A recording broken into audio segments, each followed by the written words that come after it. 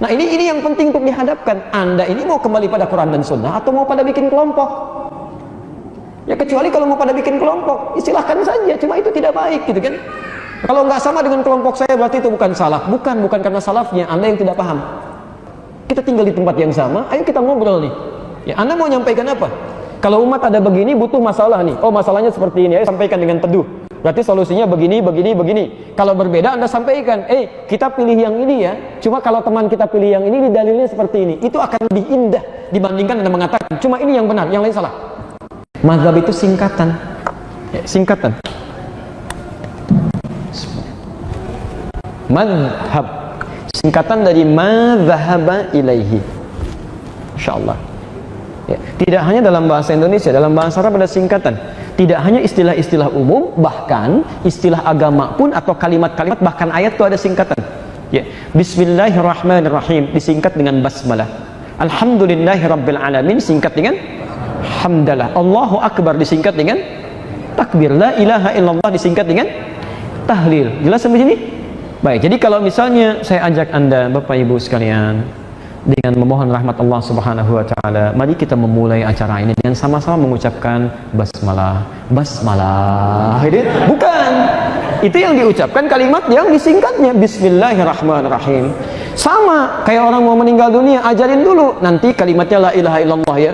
Cepat ucapan tahlil, ucapan tahlil, ucapan tahlil. Bukan yang itu la ilaha illallah. Baik, mazhab singkatan dari ma dhahaba ilaihi. Masya Allah. Madhab ma dhahaba ilaihi. Ma pilihan, dhahaba yang condong ilaihi untuk diambil kepadanya. Dari 4 pilihan yang ada baca bismillah 70 hadis, Anda condong pada yang mana? Ketika Anda pilih salah satunya, itu yang disebut dengan madhab. Berarti ini madhab saya, maksudnya pilihan saya. Di mazhab itu bukan aliran, bukan kelompok. Para imam ini menuliskan tuntunan-tuntunan dalam bentuk manhaj, dikumpulkan di kitab mereka, ada semua. Cuma ketika mempraktekkan, nggak mungkin semuanya dipraktekkan, mereka harus pilih salah satu. Makanya ketika Imam Abu Hanifah memilih, maka dikenal dengan madhab Hanafi. Ya. Imam Malik memilih, dikenal dengan madhab Maliki. Imam Syafi'i memilih, dikenal dengan madhab Syafi'i. Imam Ahmad memilih, dikenal dengan madhab Hambali. Ya, awas hati-hati. Ya, hati-hati. Ini penting untuk dipahami oleh kita semua. Jadi orang-orang yang belajar petunjuk sampai ke Nabi, ya, yang salafus saleh, orang-orang yang disebut dengan salafi, jamaknya salafiyun, maka tidak mungkin, mustahil kecuali melewati pilihan-pilihan ini. Pasti milih. Ya. Dari sini, ya, kita ingin meluruskan satu pernyataan yang kadang-kadang suka keliru. Kamu ikut madhab atau ikut Nabi? Sebetulnya bukan itu kalimatnya, itu menunjukkan Anda tidak paham. Bukan ikut madhab, ikut Nabi, bukan. Karena mustahil ada madhab yang keluar dari tuntunan Nabi, itu mustahil. Ya. Ayo, kamu ikut Imam Syafi'i apa ikut Nabi? Apa Anda pernah ketemu Nabi? Pasti lewat ini dulu gitu. Jadi mustahil kalau Anda ingin ke Nabi, tidak melalui jalur ini, mustahil itu. Ya. Makanya setiap kita itu pasti mengambil pilihan-pilihan yang disebut dengan madhab itu. Ya. Cuma mana yang Anda ambil, itu terserah Anda. Tidak harus fanatik di bidangnya. Ya, misal, saya mesti Syafi'i saja. Ya, Masya Allah, Imam Syafi'i saja mengatakan kalau pendapat saya tidak sesuai dengan turunan Al-Quran dan Sunnah, lemparkan pendapat saya ke tembok, ambil yang lain. Semua imam mengatakan begitu. Ya. Jadi teman-teman sekalian, Bapak dan Ibu, jadi kalau ada orang-orang kemudian belajar dan bersumber dari salah satu di antara yang 4 ini, dan sedunia semuka bumi, demi Allah saya katakan, sumbernya pasti melewati ini. Pasti generasi setelahnya pasti lewat sini. Ya. Karena mereka yang mengumpulkan. Hanya persoalan memilih yang mana, itu kita tidak bisa paksakan. Ya. Nah, yang jadi persoalan, imam-imam ini kemudian mengajarkan pada generasi setelahnya, sehingga muncul murid-murid yang berikut ini. Ini sampai masa sekarang. Ya. Kita berakhir di sini ya, insyaallah. Imam Hanafi, Abu Hanifah, Nu'man bin Bashir, punya murid namanya Abu Yusuf. Ya. Dengan Asy-Syaibani. Murid terakhirnya sekarang Ad-Dahlawi di wilayah Pakistan, Asia Selatan, Pakistan, India. Jadi kalau Anda belajar ke wilayah Pakistan, ke India, itu pasti akan menemukan konsep Hanafi di sini. Ya, konsep Hanafi. Maaf, Misal dalam Fatihahnya tidak membaca basmalah, akan langsung. Subuhnya pasti nggak pakai kunut, pasti itu. Ya. Dan ada turunan-turunan yang lainnya. Tahiyat yang menggunakan iftirash, itu Hanafi. Cina juga Hanafi, Asia Timur. Ya. Dan mereka perempuannya cenderung Jumatan. Ya, cenderung Jumatan. Jadi disediakan tempat khusus untuk Jumatan. Ya, jadi Jumatan sunnah bagi perempuan, tapi sunnah yang dimuliakan. Itu diantara mazhabnya Hanafi. Ya.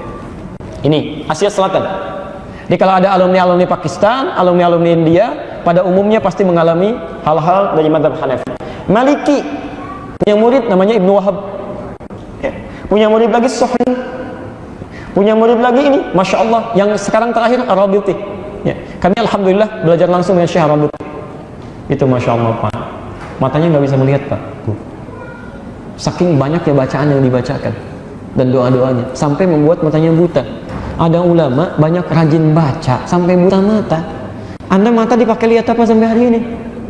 Ya. Tapi Allahu Akbar. Kalau kami belajar dengan beliau itu, satu kali kitabnya masih ada sampai sekarang. Ya, di rumah itu kita bacakan.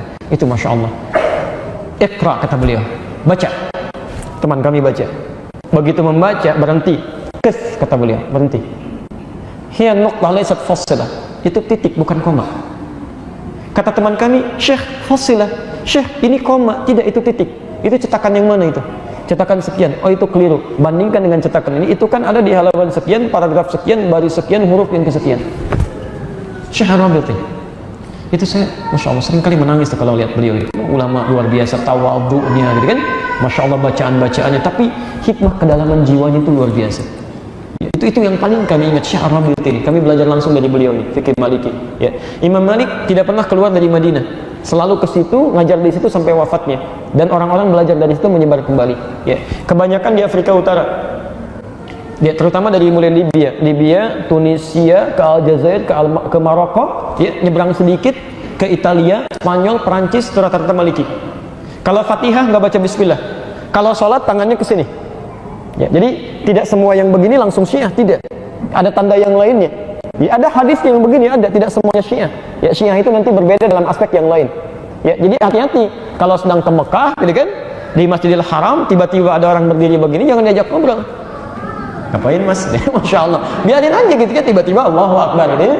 Baik, dan nggak ada kerjaan itu, nggak ada kerjaan. Ya, kami pernah pertama datang ke Libya, awal-awal ada teman kami sedang berdiri di masjid begitu. Saya lama nggak jumpa dia gitu kan, cari-cari nggak ada. Saya nggak tahu apa yang dia kerjakan berdiri begini kan.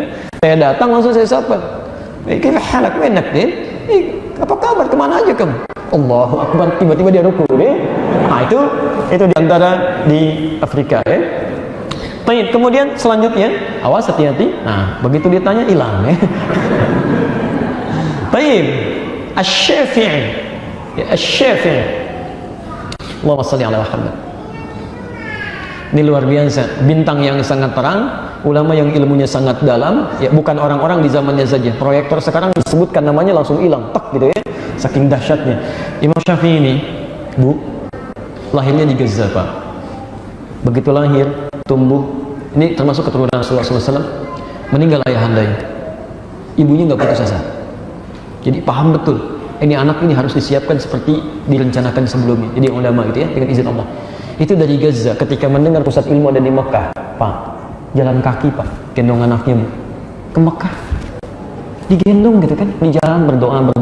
Demi Allah kami katakan, dari Gaza Palestina itu kalau mau ke Mekah, ya setidaknya akan sampai pakai bis saja, itu paling cepat sehari 2 malam, paling cepat itu.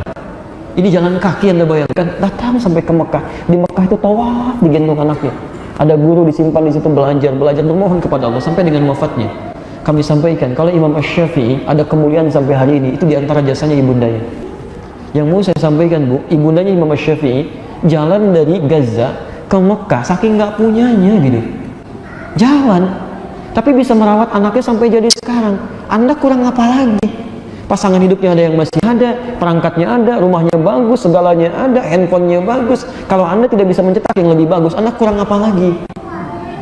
Itu luar biasa gitu kan.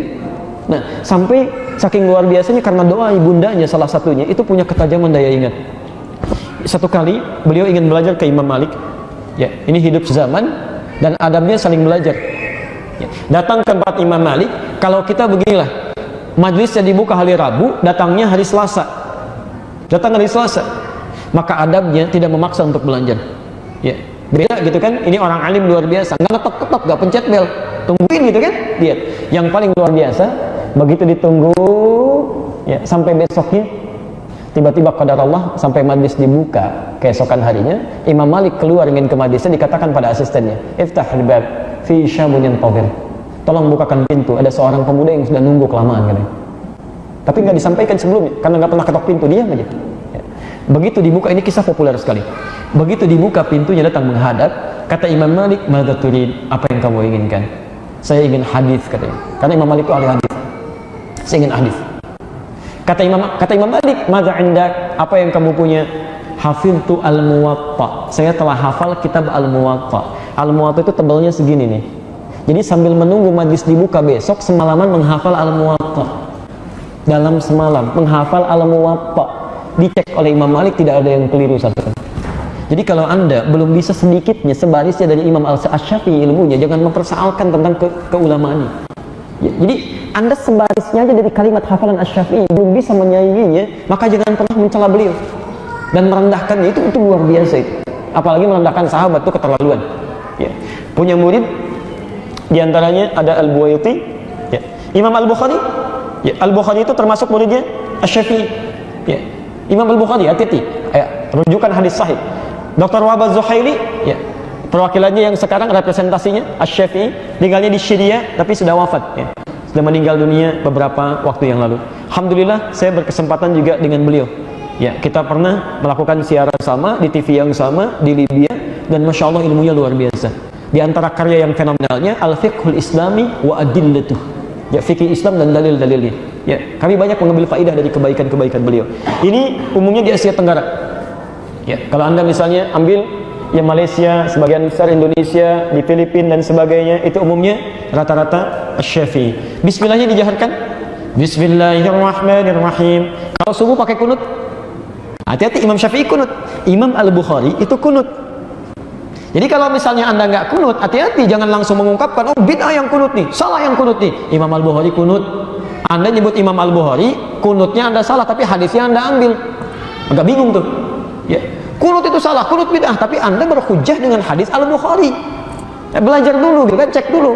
Termasuk yang tidak kunut pun jangan dipersoalkan, punya dalil juga. Jangan-jangan Anda ambil sesuatu yang tidak Anda ketahui. Jadi kita pelajari dulu ya. Nah, sekarang Imam Ahmad bin Hambali punya murid Al-Athram, termasuk Syekhul Islam Ibnu Taimiyah, ya, Ibnu Qayyim Al-Jauziyah, termasuk Syekh Al-Albani. Jadi Syekh Al-Albani pun bermadhab, madhabnya apa? Hambali. Awas, hati-hati, awas. Antum yang belajar dari syekhnya turunan Al-Albani misalnya, Ibnu Qayyim Al-Jauziyah sampai ke Syekhul Islam Ibnu Taimiyah, itu pun bermadhab, madhabnya madhab Hambali, Ahmad bin Hanbal. Kalau bismillahnya disirkan, kunutnya nazilah, gitu kan? Baik, dalam keadaan Anda salat 2 rakaat, duduknya menggunakan iftash, ya? Itu Hambali. Itu Hambali. Jelas sampai sini? Ya. Kemudian menyebarnya di mana? Di wilayah Teluk Saudi dengan Mekah dan Madinahnya. Jadi kalau ada teman-teman alumni dari Madinah, pasti itu Hambali. Ya. Dari Mekah Ummul Qura juga Hambali. Dari Abu Dhabi, ya, dari Qatar itu Hambali. Ya, itu Hambali sekitaran itu. Sekarang Indonesia. Ambil yang mana? Di sini berakhir kajian kita. Orang tua kita tuh luar biasa. Kejar semua katanya. Masya Allah. Ada yang ke Pakistan belajar. Tidak sedikit pulang dari situ mulai master sampai doktor, gitu kan? Ada yang ke Afrika Utara, ada yang ke Mesir dengan Al-Azharnya, ada yang ke Libya dengan Jamiah Dakwah Islamiyahnya, ada yang ke Tunisia dengan Zitunanya. Zituna lebih duluan dibandingkan Al-Azhar. Ya, ada yang kemudian Syafi'i, ada yang ke Syria belajar Syafi'i itu. Ya, Mesir juga Syafi'i umum di situ. Ada yang kemudian ke Madinah, ada. Masya Allah. Ada yang ke Mekah, ada. Hambali itu. Semua oleh orang tua kita dipelajari supaya saat pulang ke tempat masing-masing semua ilmu-ilmu ini bisa diterapkan dalam kehidupan kita.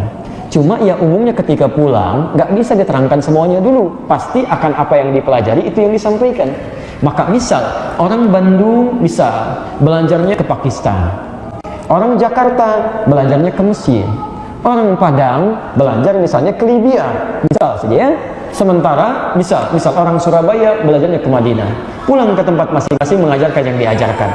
Yang dari Madinah bismillahnya disirkan, yang dari Mesir dijaharkan, yang dari Pakistan nggak dibaca sama sekali. Diajarkan itu tuh, yang jadi persoalan muridnya main dari Surabaya ke Jakarta. Begitu main, diimami oleh orang Jakarta. Bismillahirrahmanirrahim. Bidah ini, salah ini. Di situ mulai muncul masalah. Nah, teman-teman sekalian, sebetulnya sesungguhnya yang ada itu kedalaman kita untuk mempelajari semua ini. Jadi kita boleh memilih di antara yang ada ini sebagai kenyamanan untuk kita tunaikan sama-sama salaf dengan manhaj yang sama, dengan jalan yang sama. Tapi kalau di luar ketentuan Al-Quran dan Sunnah dengan konsep ini, itu yang kita tinggalkan. Itu bukan salah. Itu bukan yang benar. Jadi kalau masih ada dalam frame ini, itu saudara. Ya. Dia nggak usah mempersoalkan satu dengan yang lainnya. Jangan karena satu dijaharkan, satu disirkan. Lantas anda, Masya Allah, saya bingung ya. Terus terang saya bingung memahaminya. Zaman Nabi nggak pernah terjadi, zaman sahabat tidak, zaman tabiin tidak, zaman ulama pun tidak yang saleh-saleh. Kenapa bisa terjadi gara-gara bismillah dijaharkan, disirkan, jadi meninggalkan masjidnya? Jadi nggak saling sapa, jadi nggak saling kenal. Tadinya berkenalan baik, saling silaturahim, tiba-tiba sekarang jadi nggak tegur sapa. Ya. Nah ini yang penting untuk dihadapkan. Anda ini mau kembali pada Quran dan Sunnah atau mau pada bikin kelompok? Ya kecuali kalau mau pada bikin kelompok, silahkan saja. Cuma itu tidak baik, gitu kan? Kalau nggak sama dengan kelompok saya berarti itu bukan salaf. Bukan karena salafnya, Anda yang tidak paham. Ya, jadi jangan sampai perbedaan-perbedaan yang satu manhaj ini menjadikan silaturahim di antara kita termasuk pergaulan kita menjadi tidak menentu. Itu nggak bagus, nggak baik itu. Ya, saya beberapa hari-hari kebelakang ini seringkali mendengar kalimat-kalimat yang sebetulnya tidak perlu ditampakkan gitu ya.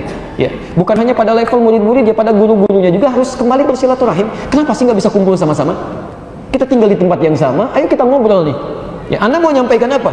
Kalau umat ada begini, butuh masalah nih. Oh, masalahnya seperti ini, ayo sampaikan dengan teduh. Berarti solusinya begini.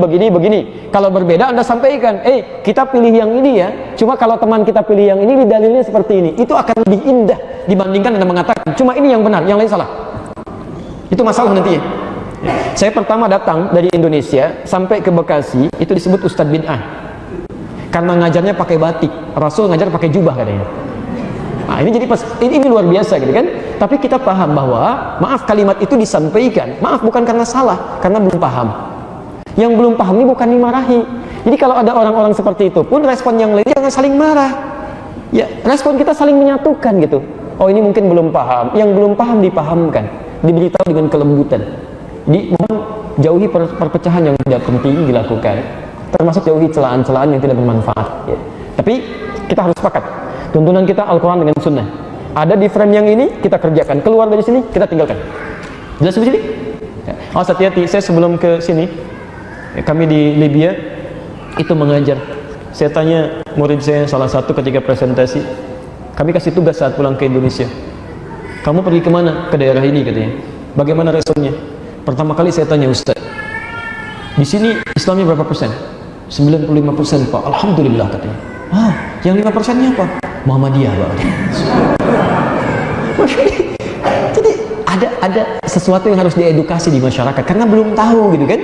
Jadi ada hubungan dengan ormas. Ya, mohon maaf, Imam Al-Bukhari itu bukan NU.